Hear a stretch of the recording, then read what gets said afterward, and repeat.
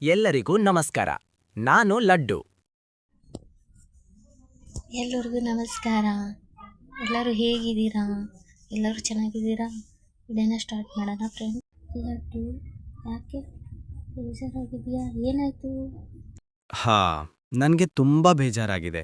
ಯಾಕೆಂದ್ರೆ ನಾನು ಕೆಲಸ ಮಾಡುತ್ತೇನಲ್ಲ, ಅದರಲ್ಲಿ ದುಡ್ಡಿನಲ್ಲಿ ಬೈಕ್ ತಗೋಬೇಕು ಅಂತ ಅನ್ಕೋದಿದ್ದೆ. ಆದ್ರೆ ನಮ್ಮ ಅಮ್ಮನ್ಗೆ ಆರಾಮಿರ್ಲಿಲ್ಲ. ಅದಕ್ಕೆ ದುಡ್ಡು ಸರಿಯಾಯಿತು. ಏನ್ ಮಾಡೋದು? ಓ ಹೌದಾ, ಹೋಗಲಿ ಬಿಡು, ಏನಾಯಿತು? ಮತ್ತೆ ನೆಕ್ಸ್ಟ್ ಟೈಮ್ ತಗೋಂತೆ, ಅವಾಗೇನು ಪ್ರಾಬ್ಲಮ್ ಬರಲ್ಲ. ರೇಖಾ, ಏನೂ ಇಲ್ಲ.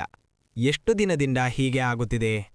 ಇಲ್ಲಪ್ಪ, ನೀ ತಗೊಂತೀಯ. ಅದಕ್ಕೆ ನಿಮಗೆ ಒಂದು ಬೆಸ್ಟ್ ಎಕ್ಸಾಂಪಲ್ ಅಂದರೆ ಒಂದು ಕತೆ ಹೇಳಬೇಕು. ಕತೆ ಮೂಲಕ ನಿಮಗೆ ಗೊತ್ತಾಗೇ ಆಗುತ್ತೆ. ಅದಕ್ಕೆ ನಿಮಗೆ ಕೈ ಬಿಡಲಾರ್ದ ಮನಸ್ಸಿದ್ರೆ ಏನು ಬೇಕಾದರೂ ಗೆಲ್ಬೋದು ಅನ್ನೋದಕ್ಕೆ ಒಂದು ಕತೆ ಹೇಳ್ತೀನಿ, ಕೊನೆವರೆಗೂ ಕೇಳು. ಓಕೆನಾ ಫ್ರೆಂಡ್ಸ್? ನೀವು ಅಷ್ಟೇ ಕೊನೆವರೆಗೂ ಕೇಳಿ ಕತೆನ. ಕಮೆಂಟ್ಸ್ ಮೂಲಕ ನನಗೆ ಯಾವ ಥರ ಕತೆ ಮಾಡಬೇಕಂತ ಹೇಳಿ. ಓಕೆನಾ ಫ್ರೆಂಡ್ಸ್? ಒಂದು ಚಿಕ್ಕ ಹಳ್ಳಿ ಇರುತ್ತೆ. ಅಲ್ಲಿ ಒಂದು ಸಾಮಾನ್ಯ ಮನೆಯಲ್ಲಿ ಒಂದು ಹುಡುಗ ಹುಟ್ಟಿರ್ತಾನೆ. ಅವನ ಹೆಸರು ರಾಕೇಶ್ ಅಂತ. ಅವನು ಮನೇಲಿ ತುಂಬ ಬಡತನ ಇರುತ್ತೆ. ಆದರೆ ಅವನು ಕಣ್ಣಲ್ಲಿ ಇದ್ದಿದ್ದು ಮಾತ್ರ ಒಂದಲ್ಲ ಒಂದು ದಿವಸ ನಂದು ಜೀವನ ಬದಲಾಗಬೇಕು, ನನ್ನ ಬದುಕನ್ನ ಬದಲಾಗಿಸ್ಕೋಬೇಕು, ನಾನು ಏನನ್ನೂ ಸಾಧನೆ ಮಾಡಬೇಕು ಅಂತ ಒಂದು ಕನಸಿರುತ್ತೆ. ನಮ್ಮ ಮನೇಲಿ ಮನೇಲಿ ಹಿಂಗೆ ಕೂಲಿ ಕೆಲಸ ಮಾಡ್ತಾ ಇರ್ತಾರೆ. ಅವರಪ್ಪ ಸಣ್ಣ ಪುಟ್ಟ ಹಿಂಗೆ ಕೂಲಿ ಕೆಲಸನೇ ಮಾಡ್ತಾ ಇರ್ತಾರೆ. ಒಂದಿನ ಊಟಕ್ಕಿದ್ರೆ ಇನ್ನೊಂದು ದಿನ ಇರ್ತಿರ್ಲಿಲ್ಲ. ಹಾಗಾದ ಪರಿಸ್ಥಿತಿ ಅವ್ರದ್ದಿರುತ್ತೆ. ರಾಕೇಶ್ ಹಿಂಗೆ ಸರ್ಕಾರಿ ಸ್ಕೂಲಲ್ಲಿ ಓದ್ತಾ ಇರ್ತಾನೆ. ಅವನು ಹಳೆ ಬಟ್ಟೆ ಬ್ಯಾಗು ಹರಿದಿದ್ದು ಎಲ್ಲ ನೋಡಿ ಕ್ಲಾಸ್ನಲ್ಲೆಲ್ಲ ಹುಡುಗರು ಅವನಿಗೆ ರೇಗಿಸ್ತಾ ಇರ್ತಾರೆ, ಅವನಿಗೆ ಚುಡಾಯಿಸ್ತಾ ಇರ್ತಾರೆ, ನಗ್ತಾ ಇರ್ತಾರೆ. ಇದನ್ನೆಲ್ಲ ನೋಡಿ ಅವನಿಗೆ ಮನಸ್ಸಿನಲ್ಲಿ ತುಂಬ ನೋವಾಗುತ್ತೆ, ಮನಸ್ಸಿಗೆ ತುಂಬ ನೋವು ಮಾಡ್ಕೊಂಡಿರ್ತಾನೆ. ಹಿಂಗೆ ಮತ್ತು ಅವನಿಗೆ ಹಿಂಗೆ ಮಾತಾಡ್ತಿರ್ತಾರೆ, ನೋವು ಉಂಟು ಮಾಡ್ತಿರ್ತಾರೆ. ಇವನೇನು ಮಾಡ್ತಾನೆ, ಇವನ ಕೈಯಿಂದ ಏನಾಗುತ್ತೆ, ಹಂಗೆ ಹಿಂಗೆ ಅಂತ ಹಿಂಗೆ ಮಾತಾಡ್ತಿರ್ಬೇಕಾದ್ರೆ ಅವನು ಮೌನವಾಗಿ ಎಲ್ಲ ಕೇಳಿಸ್ಕೊಂಡು ಸುಮ್ಮನೆ ಇರ್ತಾನೆ. ಆಮೇಲೆ ಒಂದಿನ ಟೀಚರ್ ಅವನಿಗೆ ಕೇಳ್ತಾನೆ, ರಾಕೇಶ್ ನೀನು ಏನು ಮಾಡ್ಬೇಕಂತ ಮುಂದೆ ಏನು ಕನಸಿದೆಯಪ್ಪ ನಿಂದು, ಮುಂದೆ ಏನು ಮಾಡ್ಬೇಕು ಅಂದ್ಕೊಂಡಿದೀಯಾ ಅಂತ ಹೀಗೆ ಕೇಳಿದಾಗ ಅವನು ಧೈರ್ಯವಾಗಿ ನಿಧಾನವಾಗಿ ಎದ್ದು ನಿಂತು ಹೇಳ್ತಾನೆ, ಜೀವನದಲ್ಲಿ ನಾನು ಗೆಲ್ಲಬೇಕು ಮೇಡಮ್ ಅಂತ ಹೇಳ್ತಾನೆ. ಆವಾಗ ಕ್ಲಾಸ್ನಲ್ಲಿದ್ದವರೆಲ್ಲರೂ ನಗ್ತಾರೆ. ನಕ್ಕಿದ ಮೇಲೆ ಅವನಿಗೆ ತುಂಬ ಬೇಜಾರಾಗುತ್ತೆ. ನಾನು ಹೆಂಗಾದರೂ ಮಾಡ್ತಿರಲೇಬೇಕು ಅಂತ ಒಂದು ಹಠ ತೊಟ್ಟು ಹೋಗ್ತಾನೆ. ಅದೇ ಮತ್ತು ಮುಂದೆ ಹಾಗೆ ಹಿಂಗೆ ದಿನಗಳು ಕಳೀತಾ ಇರಬೇಕಾದ್ರೆ ಒಂದಿನ ಅವರಪ್ಪ ರಾತ್ರಿ ಕೆಲಸ ಮಾಡ್ತಾ ಇರಬೇಕಾದ್ರೆ, ರಾತ್ರಿ ಇಲ್ಲಿ ಕೂಲಿಗೆ ಬರಬೇಕಾದ್ರೆ ದಾರಿಯಲ್ಲಿ ಕುಸಿದು ಹಿಂಗೆ ಬೀಳ್ತಾರೆ. ಅವರು ಅಪ್ಪನಿಗೆ ಅಡ್ಮಿಟ್ ಮಾಡಿ ಆಸ್ಪತ್ರೆಗೆ ಔಷಧಿಗೆ ಟ್ಯಾಬ್ಲೆಟ್ಗೆ ಎಲ್ಲ ಖರ್ಚಾಗಿ ದುಡ್ಡು ಇಲ್ಲ. ಹೀಗೆ ತುಂಬ ಕಷ್ಟ ಆಗುತ್ತೆ. ಆಮೇಲೆ ಮನೆ ಜವಾಬ್ದಾರಿ ಎಲ್ಲ ಸಂಪೂರ್ಣವಾಗಿ ರಾಕೇಶನ ಮೇಲೇ ಬೀಳುತ್ತೆ. ಆವಾಗ ಅಮ್ಮ ಕಣ್ಣೀರು ಒರೆಸ್ತಾ ಹೇಳ್ತಾರೆ, ಮಗನೇ ಸಾಲಿ ಬಿಡು, ಕೆಲ್ಸಕ್ಕೆ ಹೋಗು ಇನ್ಮೇಲೆ ಅಂತ ಹೇಳ್ತಾರೆ. ಆವಾಗ ಮತ್ತೆ ಅದನ್ನೆಲ್ಲ ಕೇಳಿದ್ಮೇಲೆ ಹೃದಯ ತುಂಬ ಒಡೆದೋಗುತ್ತೆ, ಮನಸ್ಸಿಗೆ ನೋವಾಗುತ್ತೆ ತುಂಬ ರಾಕೇಶ್ಗೆ. ಆದರೂ ಅವನ ಧೈರ್ಯದಿಂದ ಮತ್ತು ಅವನು ಹೇಳ್ತಾನೆ, ಅಮ್ಮನ ಕೈ ಹಿಡಿದು ನಿಧಾನವಾಗಿ ಕೂತ್ಕೊಂಡು ಹೇಳ್ತಾನೆ, ಅಮ್ಮ ನಾನು ಓದೋದು ಬಿಡಲ್ಲಮ್ಮ, ಈ ಕಷ್ಟವೇ ನನ್ನ ಶಕ್ತಿ.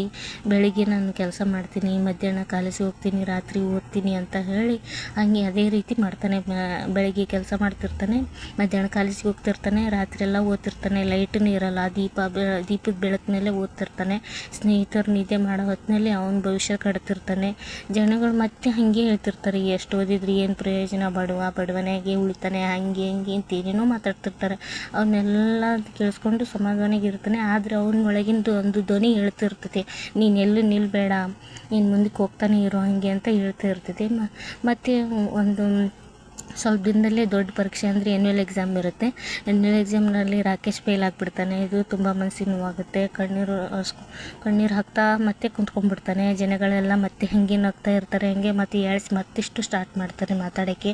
ಅವನು ಒಂಟೆಗೆ ಹಾಗೆ ಕುಂತ್ಕೊಂಡು ಕಣ್ಣೀರು ಒರೆಸ್ತಾ ಮತ್ತೆ ಹೇಳ್ತಾನೆ, ಆದರೆ ನಾನು ಇದು ಮತ್ತೆ ಎದ್ದು ನಿಂತು ನಾನೀಗ ಇನ್ನೊಮ್ಮೆ ಮತ್ತೆ ನಾನು ಟ್ರೈ ಮಾಡ್ತೀನಿ, ಇದು ನನ್ನ ಸೋಲಲ್ಲ, ಇದು ನನಗೆ ಪಾಠ, ಮತ್ತೆ ನಾನು ಶುರು ಮಾಡ್ತೀನಿ ಅಂತ ಇನ್ನಷ್ಟು ಶ್ರಮ, ಇನ್ನಷ್ಟು ಕಷ್ಟ, ಮತ್ತು ಹೀಗೆ ಜಾಸ್ತಿ ಓದೋಕ್ಕೆ ಟ್ರೈ ಮಾಡ್ತಾನೆ. ಮತ್ತು ಒಂದು ವರ್ಷಗಳ ನಂತರ ಮತ್ತೆ ಅವನಿಗೆ ಒಂದು ಫಲಿತಾಂಶ ರಿಸಲ್ಟ್ ಬರುತ್ತೆ. ರಾಕೇಶ್ ಮತ್ತು ಅವ್ನು ಅಂದ್ಕೊಂಡಂಗೆ ಎಕ್ಸಾಮ್ನಲ್ಲಿ ಪಾಸಾಗಿ ಅವನು ಸೆಲೆಕ್ಟ್ ಆಗ್ತಾನೆ, ಆಯ್ಕೆ ಆಗ್ತಾನೆ. ಆವಾಗ ಇವಾಗೆಲ್ಲ ಅದೇ ಜನದ ಎದುರುಗಡೆನೇ ಅದೇ ಹಳ್ಳಿಯಲ್ಲೇ ಅವನು ಟಿ ವಿಯಲ್ಲಿ ಪೇಪರ್ನಲ್ಲಿ ಅವನ ಹೆಸರೆಲ್ಲ ಬರ್ತಾ ಇರುತ್ತೆ. ಆವಾಗ ಅವರಮ್ಮ ಕಣ್ಣಲ್ಲಿ ನೀರು ಬರುತ್ತೆ ಅವರಮ್ಮನಿಗೆ. ಅದನ್ನೆಲ್ಲ ನೋಡಿ ಆಮೇಲೆ ಸ್ಟೇಜ್ ಮೇಲೆ ನಿಂತ್ಕೊಂಡು ರಾಕೇಶ್ ಹೇಳ್ತಾನೆ, ನನ್ನ ಯಶಸ್ವಿನಿ ಹಿಂದೆ ನನ್ನ ಕಷ್ಟಗಳಿವೆ, ನನ್ನ ಅಪ್ಪ ಅಮ್ಮನ ತ್ಯಾಗ ಇದೆ ಮತ್ತು ನಾನು ಎಂದಿಗೂ ಕೈ ಬಿಡಾದ ಮನಸ್ಸಿದೆ, ಆ ಮನಸ್ಸಿಗೆ ಥ್ಯಾಂಕ್ಸ್ ಹೇಳ್ತೀನಿ ಅಂತ ಹೇಳ್ತಾನೆ. ಮತ್ತು ಜೀವನದಲ್ಲಿ ಏನೇನೆಲ್ಲ ಕಳ್ಕೊಂಡು ಕೆಳಗೆ ಬಿದ್ದಾಗ ಯಾರನ್ನಾರು ನಂಬಲಿಲ್ಲ, ಆದ್ರೆ ನೆನ್ಪಿಟ್ಕೋರಿ, ನೀವು ಯಾವತ್ತೂ ಕೈ ಬಿಡಲಾರ್ದ ಮುಂದಕ್ಕೆ ಹೋದ್ರೆ ಅವತ್ತಿನ ದಿನ ನಮಗೆ ಯಶಸ್ಸು ಯಾವತ್ತೂ ಮುಂದೆ ಯಶಸ್ಸು ನಮ್ಮ ಕೈ ಹಿಡಿದು ಮುಂದೆ ನಡೆಸುತ್ತೆ. ನಿಲ್ಬಾರ್ದು, ಹೋರಾಡಬೇಕು. ಒಂದಲ್ಲ ಒಂದು ದಿನ ಖಂಡಿತವಾಗಿ ನಮ್ಮದೇ ದಿನ ಬರುತ್ತೆ, ನಿಂದೇ ದಿನ ಬಂದೇ ಬರುತ್ತೆ ಅಂತ ಎಲ್ಲರಿಗೂ ಸ್ಟೇಜ್ ಮೇಲೆ ನಿಂತ್ಕೊಂಡು ಇದನ್ನು ಚೆನ್ನಾಗಿ ಹೇಳ್ತಾನೆ. ಎಲ್ಲ ಜನಗಳು ನೋಡಿ ಅವರಿಗೆ ಶಾಕ್ ಆಗಿಬಿಡುತ್ತೆ. ಅದಕ್ಕೆ ಲಡ್ಡು, ನಿನಗೂ ಅಷ್ಟೇ, ಒಂದು ದಿನ ನಿಂದು ಬಂದೇ ಬರುತ್ತೆ. ಆದರೆ ನೀನು ಸತತವಾಗಿ ಅದು ಏನು ಮಾಡ್ತಾ ಇದೆಯಲ್ಲ ಅದನ್ನೇ ಮಾಡ್ತಾ ಇರಬೇಕು ಅಷ್ಟೇ. ಇವತ್ತು ನಿಮ್ಮ ಅಮ್ಮನಿಗೆ ಆರಾಮಿಲ್ಲ ಅಂತ ದುಡ್ಡು ಕಳ್ಕೊಂಡೆ, ನೆಕ್ಸ್ಟ್ ಆಮೇಲೆ ನಿನಗೆ ಒಂದಲ್ಲ ಒಂದು ದಿವಸ ದುಡ್ಡು ಬಂದೇ ಬರುತ್ತೆ. ದುಡ್ಡು ಬಂದಾಗ ನೀನು ಇಟ್ಟ ಮೇಲೆ ನೀನು ಒಂದಲ್ಲ ಒಂದು ದಿವಸ ನಿಂದು ಅಂದ್ಕೊಂಡಿದ್ದ ಕೆಲಸ ಆಗೇ ಆಗುತ್ತೆ. ಓಕೆನಾ ಫ್ರೆಂಡ್ಸ್? ಓಕೆ ಫ್ರೆಂಡ್ಸ್, ನಿಮಗೂ ಅಷ್ಟೇ, ನಿಲ್ಬಾರ್ದು. ನಾವು ಏನೇ ಅಡ್ಡು ಬಂದ್ರೂ, ಯಾವುದೇ ನಾವು ಕೆಲಸ ಮಾಡಬೇಕಾದ್ರೆ ಏನೇ ಆಗಲಿ ನಾವು ಮುಂದೆ ಹೋಗ್ತಾ ಇರಬೇಕು. ಕೈ ಬಿಡಲಾರ್ದ ಮನಸ್ಸಿರ್ಬೇಕು ನಮಗೆ. ಓಕೆನಾ ಫ್ರೆಂಡ್ಸ್? ಬಾಯ್.